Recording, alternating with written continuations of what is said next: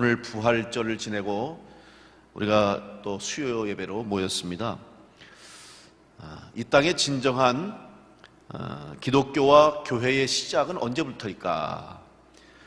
그것은 바로 예수 그리스도의 십자가와 또 예수님의 십자가의 죽으심과 그리고 부활 그 이후로부터 진정한 기독교 또 진정한 그리스도인의 삶의 모습이 나타나게 되었습니다.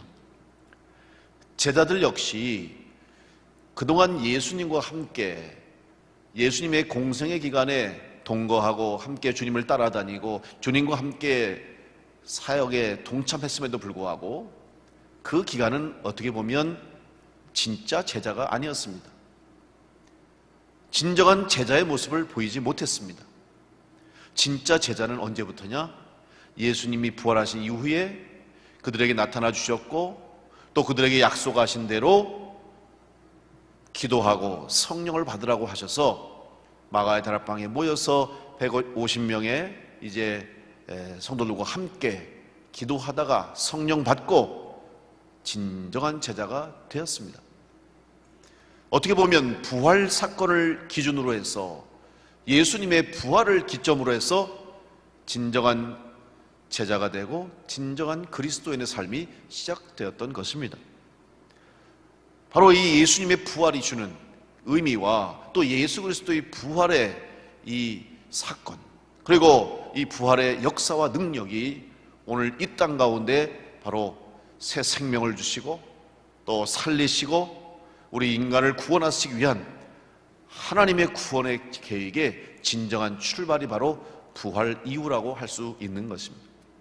따라서 우리는 늘 이 부활신앙을 마음에 품고 바로 예수님께서 우리에게 보여주신 사망권세 이기시고 죽음을 이기시고 더 나아가서 영원한 생명을 바라보고 천국 바라보고 또 부활의 소망을 가지고 살 수 있도록 이 은혜를 주신 이 부활의 기쁨과 또 부활의 신앙을 우리의 심령 속에 늘 간직하는 그런 성도의 삶을 살아야 됩니다.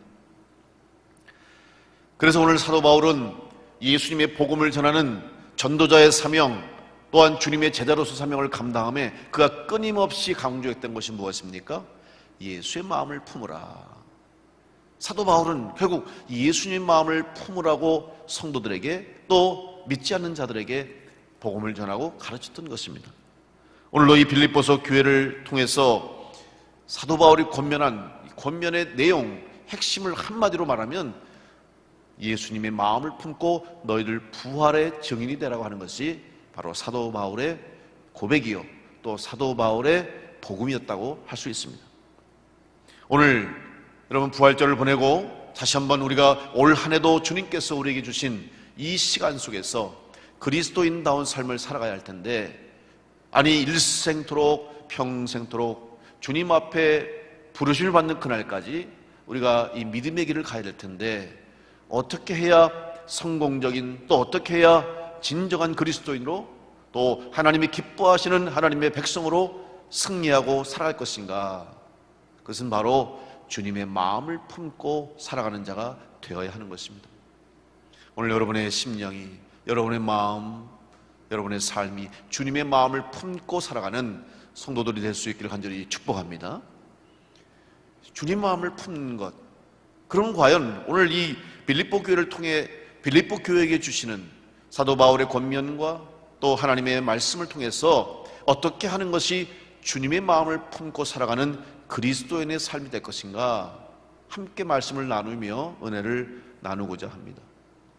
첫째로 주님의 마음을 품는 것은 먼저 우리의 내 자신의 우리 인간적인 육신적인 또 나의 중심적인 내 마음 세상에 속해 있던 내 마음 또 내가 주인이 되어 살아갔던 내 마음을 비우는 것으로부터 출발하는 것이 주님의 마음을 품고 사는 성도의 시작이 되는 것입니다. 오늘 말씀에도 보면 예수님께서 이 땅에 오셔서 그 십자가 길을 가셨고 또 십자가에서 우리의 죄를 대신하여서 죽기까지 자기 사명 감당하시고 그 고난과 고통과 괴로움의 시간을 보낼 수 있었던 것은 예수님의 마음, 인간으로 이 땅에 오신 예수님 갈등이 있었습니다. 고민이 있었습니다. 그러나 예수님은 그 모든 것을 다 비우셨어요. 그것을 다 내려놓으셨습니다. 그리고 예수님의 능력이 있음에도 불구하고 십자가에서 사람들이 조롱합니다. 내려와보라. 네가 메시아냐? 네가 하나님의 아들이냐? 내려와보라. 예수님이 내려오실 수도 있었을 거예요. 그들 앞에서 예수님의 하나님의 능력을 통해서 그들에게 이적도 보일 수 있었습니다. 그러나 십자가의 길을 가기 위해서는 거기에서 죽으셔야 했던 것이죠. 사람들이 모함하고 모욕하고 놀리고 손가락질하고 침을 뱉고 예수님을 괴롭혀도 고통스럽게 해도 그 시간을, 그 과정을 통과하셨던 거죠. 그러기 위해서는 예수님 모든 것을 내려놓으셨어요. 하나님의 아들로서 또 하나님이 이 땅에 오셨다는 예수 그리스도께서 말씀이 육신되어 이 땅에 오셨기 때문에 하나님으로서의 권능, 하나님으로서의 능력을 가지고 계셨음에도 불구하고 그 시간만큼은 그것을 다 내려놓으셔야 됐습니다. 그래야 우리의 죄를 대신할 것이고 그래야 부활이 있을 것이고 그렇게 해야만 그 이후에 영원한 생명을 우리들에게 주실 수 있기 때문에 주님은 그 모든 것을 다 내려놓으셨어요. 여러분, 여기서 오늘 비운다는 것이 무엇입니까? 오늘 7절 말씀을 보시면 6절부터 한번 보실까요? 6절 보시면 그는 근본 하나님의 본체시나 하나님과 동등됨을 취할 것으로 여기지 아니하셨다 그랬죠? 그리고 7절에 뭐라고 그랬냐면 오히려 자기를 비어, 이렇게 말씀해요. 오히려 자기를 비워 종의 형체를 가졌다. 여러분, 자기를 비우는 것부터 시작됩니다. 그럼 여기서 비운다는 말이 뭘까? 성경, 신약 성경의 언어였던 기록한 히라보, 헬라어에 보면 이 비우다라는 단어는 케노시스라는 단어를 쓰고 있습니다. 케노시스. 근데 이 비우다라고 하는 단어를 쓰는 케노시스의 뜻이 뭐냐면 어떤 그릇이나 통을 갖고 와서 그 안에 있는 모든 것들을 그 통이 완전히 빌 때까지 다 하나씩 하나씩 그 안에 있는 것들을 꺼내놓는 것이 비우는 거예요. 그 안에 있는 물건들을 다 쏟아내는 겁니다. 다시 말하면 오늘 우리들의 마음이 주님의 마음을 품기 위해서는 여러분, 먼저 우리의 심령 속에 버려야 할 것들, 또 우리의 마음 속에 품고 있는 주님 앞에서 주님의 뜻대로 주님 예수 그리스도를 구주로 믿고 살아가는 그리스도인의 삶을 살기 위해서는 그동안 내가 가지고 왔던, 내가 내 마음 속에 품고 있었던, 또 내 생각 속에 가득 차 있었던 모든 세상적인 것들, 또 하나님의 뜻에 맞지 않는 것들, 주님의 뜻에 맞지 않는 모든 것들을 비워내고 또 비워내고 비워낼 때에 우리가 그리스도인의 온전한 모습을 가지고 또 진정한 그리스도인다운 삶을 살 수가 있습니다. 세상에서 왜 그리스도인들이 많은 사람들에게 때로는 비난의, 비판의 대상이 됩니까? 그럴 수밖에 없는 것이 그리스도인이라고 여러분 모든 사람이 온전하고 완전할 수 없습니다. 우리의 불완전함과 또 우리의 부족함을 우리는 인정할 수밖에 없죠. 따라서 교회에 모인 모든 성도들 어느 누가 다 하나님 앞에 완전하다고 온전하다고 말할 사람이 어디 있겠습니까? 아무도 없죠. 결국 우리는 그 불완전한 우리들이지만 또 죄 가운데 있는 우리들이지만 우리는 주님 앞에 나와서 예배함으로 그 구원의 과정을 통해서 우리가 성화되어 가는 것이죠. 그렇기 때문에 때로는 그리스도인도 실수할 수 있고 또 예수 믿는 사람도 잘못되게 행동할 수가 있는 것이죠. 그러니까 이것을 세상 사람들은 다 모르기 때문에 교회 다니는데 어떻게 저럴 수 있냐? 그럴 수 있죠. 그런데 문제는 신앙생활을 처음 시작하거나 이제 그 과정 속에 아직 미성숙하고 또 좀 부족한 사람들이 있기 때문에 그런 사람들을 이해할 수 있지만, 예를 들면 신앙생활을 오래 했어요. 여러분, 직분자 중에서도 이제 중직들, 권사로서, 장로님으로서, 목사로서, 전도사로서 신앙생활을 이제 어느 정도 단계에 올라서 성숙한 모습을 가지고 정말 그리스도인다운 소금과 빛의 사명을 감당해야 할 그런 그리스도인들이 세상 가운데서 그 사명을 감당 못하는 것 때문에 사실은 교회가 비판을 받고 성도들이 세상 사람들에게 비난의 대상이 되는 것이죠. 이건 우리가 부끄러워해야 할 문제입니다. 그런데 왜 그런 일이 생길까요?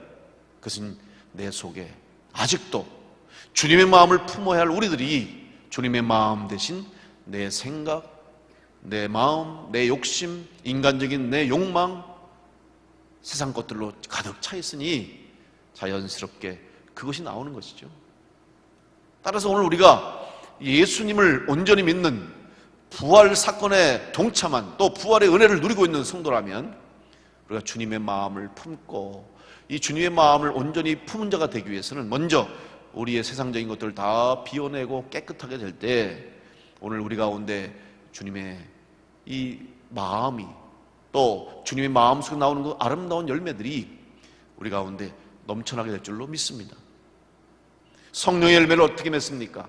성령의 열매를 맺기 위해서는 우리 가운데 성령으로 충만함이 있어야 되죠. 여러분, 성령으로 가득 차 있는 사람은 세상적인 마음, 세상적인 생각들이 나올 수가 없습니다.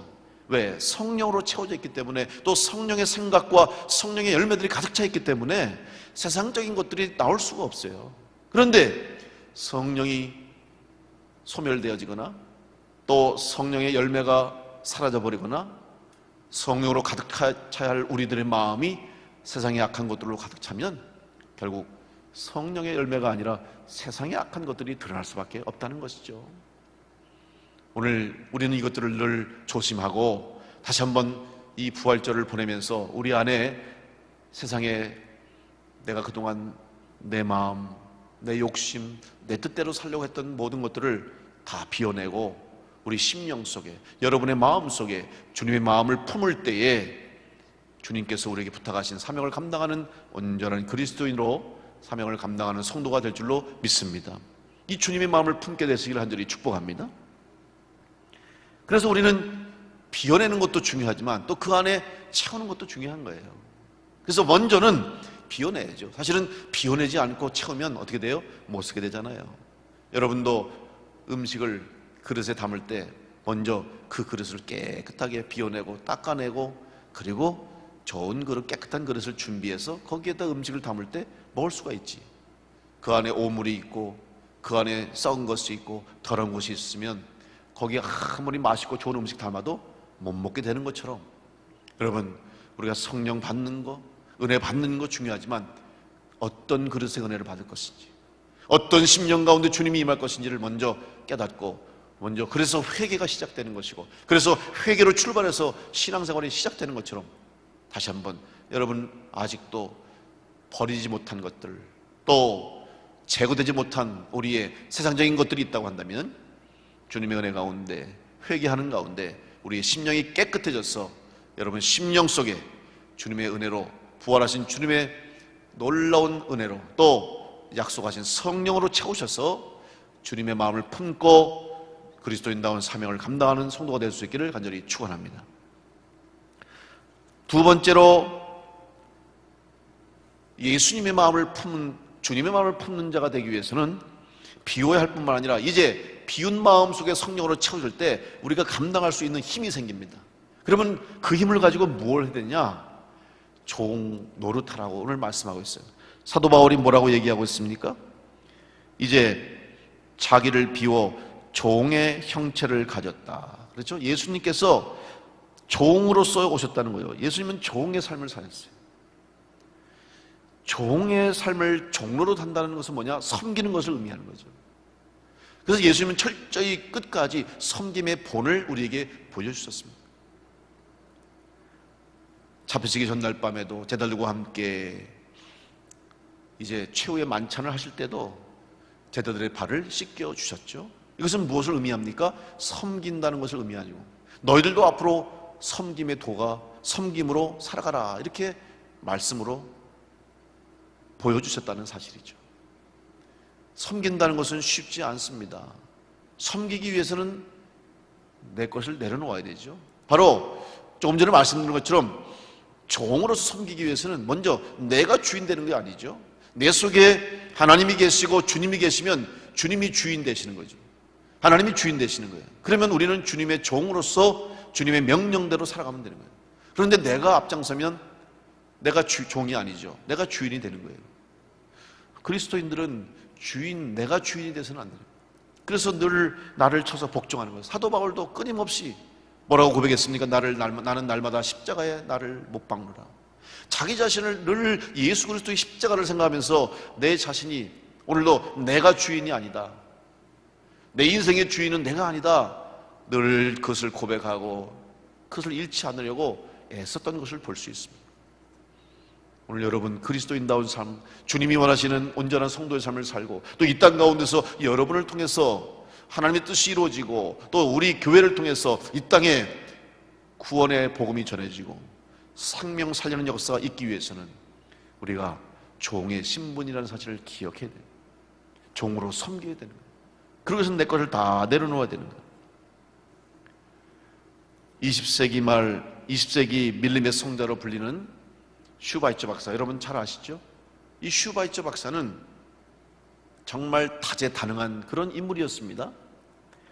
그는 20살 되던 자기 생일에 하나님을 만나는 경험을 하고 내 인생을 하나님께 드려야 되겠다 이렇게 생각하고 그가 결심을 합니다. 내가 30세까지 10년 남은 생애 동안 더 열심히 준비해서 내가 하나님의 종으로서 쓰임받겠다 하고 그때까지 학문과 예술과 공부하고 준비를 했어요. 그래서 신학을 공부했습니다. 목사가 됐죠. 또 교수가 됐습니다. 음악적인 재능도 뛰어났어요. 올겐도 연주하고 정말 다방면에서 아주 두각을 나타내는 그런 사람이었습니다. 그러다가 1904년 우연히 그가 한 잡지를 봐서 선교 잡지를 봤는데 그 당시에 아프리카의 콩고라고 하는 나라의 이 참혹한 현실, 비참한 현실, 약 하나만 있으면 살아나는데 병들어서 죽어가는 모습들, 의사가 가면 수많은 영혼들을 살릴 텐데 거기 의사가 없고 약이 부족해서 그냥 죽어가는 거예요. 내가 의사가 돼야 되겠다. 그래서 그 아프리카에 죽어가는 많은 영혼들을 그들을 살려서 영생을 얻게 해야 되겠다. 이런 목표를 가지고 그때부터 의과대학에 진학해서 7년 동안 공부를 해서 의사가 됩니다. 그래서 1913년에 이제 의사가 돼서 자기 아내도 간호사가 돼서 준비를 해서 아프리카 가봉의 랑바레네로 떠나게 됐습니다. 그래서 그 밀림 속에 오지에 들어가서 목숨을 걸고 그들을 치료하기 시작하고 정말 주님의 종이 된 오직 예수 그리스도의 마음을 품고 내가 종처럼 섬기겠다 하는 마음을 가지고 정말 수많은 어려움과 고통과 환난과 위기와 위험을 무릅써 가면서 그것에서 선교사의 사명을 감당했어요. 지금처럼 생각해 보십시오. 1913년입니다. 좋은 교통수단이 쓰는 것도 아니고 또 모든 환경과 여건들이 지금 선교사들도 참 어렵습니다만은 그 당시는 이거는 정말 목숨 거는 거죠. 근데 거기 가서 그들 속에 들어가서 목숨 걸고 저는 그래서 과연 슈바이처가 몇 살까지 그 선교를 감당했을까? 그런데 여러분 1965년도에 슈바이처 박사님 돌아가셨어요. 몇 살인지 아십니까? 90세요. 여러분 그 당시에 도시에서 좋은 환경 속에서 좋은 여건에 살아도 90세까지 살기가 어려울 텐데 여러분 아프리카, 오지, 맹수의 위협, 때로는 식인종의 위협, 환경, 풍토병, 여러 가지 위험, 질병 이런 상황에서 90세까지 살았다. 하나님의 은혜죠. 살려고 애써서 산 게 아닐 거예요. 저는 분명히 믿습니다. 내 목숨을 내어놓았을 때 주님을 위해서 종이 되어서 그 아프리카의 검은 대륙의 많은 영혼들을 내가 살리겠다는 그 종의 마음을 품고 주님 마음 품고 그곳에 자기 자신을 헌신할 때 내가 주인 되지 않고 내가 내가 내 삶의 주도권을 잡지 않고 예수 그리스도께서 내 삶의 주도권을 잡고 자기는 종으로서 주님이 부탁하신 일을 감당하려고 할 때 돕는 자들을 보내주셨고 어려울 때마다 기적을 체험하게 하시고 그 모든 환경과 상황 속에서 주님의 일을 감당하게 주님이 도우셔서 때로는 천군 천사 보내주셨고 말할 수 없는 놀라운 그런 사건들이 있지 않습니까? 90세까지 사명을 감당했던 것이. 여러분, 오늘 슈바츠 박사만의 이야기가 아닙니다.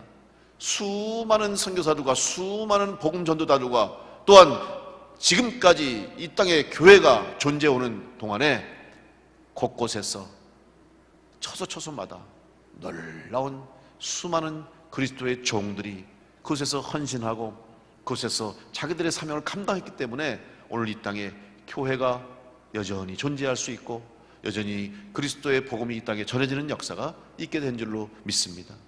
바로 오늘 우리 교회도 또 여러분도 이 사명을 감당해야 할 주님의 부름받은 성도임을 꼭 기억하시고 여러분 주님 마음 꼭 품고 특별히 그리스도의 종으로서의 사명을 감당할 수 있는 우리 성도들이 될 수 있기를 간절히 축원합니다. 그러기 위해서는 섬기는 거예요. 섬기지 않으면 안 되는 거예요. 섬긴다는 것은 무엇을 의미합니까? 종은 내 뜻이 아니잖아요. 주인의 뜻에 따라야 종이 되는 거죠. 내 뜻을 따르고 내 욕심을 차리면 더 이상 종이라고 할 수 없어요. 오늘 우리가 어려운 환경 속에서도 힘든 상황 속에서도 주님이 주신 이 사명을 감당하기 위해서 애쓰고 수고하고 힘쓰는 이유가 무엇입니까? 우리는 다 주님의 종이기 때문에 그래요. 구약성경에 보면 유대인들이 이 노예제도, 그 당시에 종의 신분이 있었는데 희년이 되면 종을 다 자유를 주게 됐죠. 그때에 종이 이제 너는 자유인이 됐다, 네 스스로 자유의 삶을 살아라 그랬을 때에 아닙니다, 나는 지금까지 주인님을 섬겨왔기 때문에 앞으로 내 남은 인생, 앞으로 나의 삶도 내가 주인을 섬겨 주인의 종으로 살겠습니다 라고 스스로 주인의 종이 되겠다고 하는 사람은 문설주에 그 귀를 뚫습니다. 구멍을 뚫고 귀 뚫린 종이 되는 거예요. 그러면 이 사람은 이미 자유인이 될 수 있음에도 불구하고 스스로 자원해서 그 주인의 종이 됐다는 것을 말하는 거예요. 그러면 평생도록 그 사람은 종이 돼서 그 주인을 위해서 충성하는 거예요. 자기의 자유로울 수 있는, 자기 마음대로 살아갈 수 있는 것들을 다 포기하고 다시 종의 신분을 대 살아갔죠. 그런데 여러분, 그 종은 다른 종과는 다를 거예요. 주인이 신임하고, 비록 종의 신분을 가지고 있지만 주인이 절대적으로 신임하고 그 주인이 종에게 맡길 수 있는 그런 사람이야. 귀 뚫린 종이 되는 것이죠. 오늘 우리가 종이 됐다고 해서, 예수님이 종이 됐다고 해서 우리가 고통만 있습니까? 우리 가운데 어려움만 있습니까? 아니죠. 주님께서 우리를 책임져 주시는 그 종은 이제부터 그 집에 거하면서 사실 한 가족처럼 살 수 있는 거예요. 오늘 우리가 비록 죄인이지만, 우리 약함도 있지만, 부족함도 있지만 우리는 다 우리 스스로 주님의 종으로 살겠습니다라고 고백하는 순간 여러분은 주님께서 받으셔서 여러분의 삶을 책임져 주시는 은혜를 누리게 되는 것입니다. 우리는 다 주님의 부름받은 종으로의 삶을 살고 있음을 기억하시고 다시 한번 온전한 섬김의 종 노릇할 수 있는 성도들 될 수 있기를 간절히 축복합니다. 섬기는 사람은 내 것을 주장하는 게 아니에요. 내 기득권을, 내 욕심을 내려놓고 오직 주인 대신 주님의 뜻을 품고 주님의 유익을 위해 살아가는 거예요. 우리가 잘 되는 것도 여러분 주인이 잘 돼야 종이 잘 되는 거 아니겠습니까? 주인이 잘 되고 주인의 집이 번창하고 주인이 하고자 하는 일이 잘 될 때에 종도 잘 되는 거예요. 우리 그리스도인은 그걸 생각해야 돼요. 교회가 부흥하고 교회가 성장하고 교회가 이 땅 가운데서 하나님의 영광 드러내면 여러분 어떤 일이 생깁니까? 하나님의 영광 드러낼 뿐만 아니라 그 교회에 속한 성도가 복이 되고 복을 받고 성도 여러분의 가정 속에 하나님의 은혜가 임하고 성도들의 삶이 축복받은 삶이 될 줄로 믿습니다. 이런 놀라운 은혜를, 이런 비밀을 알아야 돼요. 그런데 교회가 잘 되는 걸 시기하고 교회가 잘 되는 걸 질투하고 그 사람은 복 못 받습니다. 아니, 교회가 잘 되려면 성도들이 잘 돼야죠. 여러분 생각해 보세요. 교회가 부흥하려면 성도들의 삶이, 성도들의 가정이 잘되고 부흥하고 성도들의 삶에 기쁨이 넘칠 때에 교회가 부흥하는 거 아니겠어요? 성도들이 다 어려운 일만 생기고 힘든 일만 생기고 성도들의 삶이, 성도들의 가정이, 성도들의 사업이, 성도들의 직장이 어렵고 힘들어 보세요. 교회 사명 감당 못하는 거예요. 따라서 여러분이 기도 중에 우리 교회가 하나님 앞에 온전히 쓰임받는 교회가 될 수 있도록 우리 교회가 세계 만방에 복음을 전하고 선교하고 이 지역 사회를 섬기고 또 하나님의 뜻을 감당하기에 부족함이 없는 재단 되게 하도록 기도해 보세요. 여러분, 그러기 위해서 하나님이 먼저 여러분 성도들, 이 교회를 이루고 있는 지체인 여러분을 축복 먼저 하시는 거예요. 그래서 여러분들이 잘 되고 여러분이 가정이 차고 넘칠 때에 하나님의 일이 되는 건데, 사람들은 그걸 모르고 왜 교회를 위해서 헌신하라고 하고 교회를 위해서 충성하라고 할 때 나만 생각하고 내가 잘 돼야지, 내가 욕심부려. 얼마나 어리석습니까? 목사가 여러분 가정을 축복하면서 여러분 가정 잘 되길 기도하고, 특별히 요즘 제가 기도할 때마다 이 어려운 때 우리 성도들 하나님 어려움 속에서도 주시는 은혜, 어려움 가운데 주시는 하나님 축복이 있기를 제가 기도합니다. 그런데 하나님 주시는 은혜를 받으면 여러분 감사하잖아요. 11조가 많아지죠. 감사의 조건들이 늘어나죠. 11조가 많아지는 게 뭐예요? 여러분의 수입이 늘어나는 거예요. 여러분이 복받은 거죠. 그러면 교회가 하나님 뜻을 이루는 것이고 영광 돌리는 것이죠. 여러분 이걸 오해하시면 안 되는 거예요. 섬김을, 온전한 섬김이 될 수 있도록 먼저 우리의 욕심을 내려놓고 내 주장을 내려놓고 먼저 하나님의 뜻과 먼저 그의 나라와 그의 의를 구하게 될 때 이 뜻을 이루시기 위해서 하나님이 우리의 삶을, 우리 곤고함을, 우리의 어려운 것들을 해결해 주시고 하나님의 뜻을 먼저 앞세우고 주인 되시는 주님의 마음을 품고 행하는 성도들을 그 사명 감당하기 위해서 우리 가운데 하나님이 채우시고 하나님이 부으시고 넘치게 하시는 은혜가 있게 될 줄로 믿습니다. 이 은혜를 깨닫고 이 놀라운 하나님의 계획을 깨닫고 여러분 먼저 주님 마음 품고 종의 신분을 가지고 종의 자세를 가지고 기쁨으로 섬기는 성도가 되어서 우리 충주 남부교회가 우리 충주 지역과 또 이 나라와 민족과 전 세계를 위해서 주님의 뜻을 이루는 데 쓰임받는 귀한 재단 될 수 있기를 간절히 축복합니다. 여러분 그런 큰 뜻을 품고 함께 주님의 일에 힘쓰는 우리 교회가 될 수 있기를 간절히 축원합니다. 그래서 오늘 여러분들이 이 시간에 예배하는 이유가 무엇입니까? 우리가 함께하는 이유가 무엇입니까? 바로 주님의 부르심에 함께 부름을 받았기 때문에 우리가 한 형제요 자매는, 이제 우리는 이번 이 코로나19 이 일로 인해서 우리가 한 2달 가까운 시간 동안에 함께 모이지 못했는데, 여러분 이 기간에 우리가 여러분 뭘 느끼셨어요? 저뿐만이 아니라 여러분 다 같이 우리가 이렇게 사랑하는 사람이었구나, 이렇게 보고 싶어하는 관계였구나, 이렇게 함께 얼굴을 보고 싶어하는 성도들이었구나 하는 것을 아마 이번에 절실하게 느꼈을 거예요. 또 그동안 감사해야 할 것을, 당연한 것들을 감사하지 못하고 또 너무나 귀하고 소중한 것들을 너무나 당연하게 생각했던 것들을 우리가 이번 기간에 회개하게 됐을 거예요.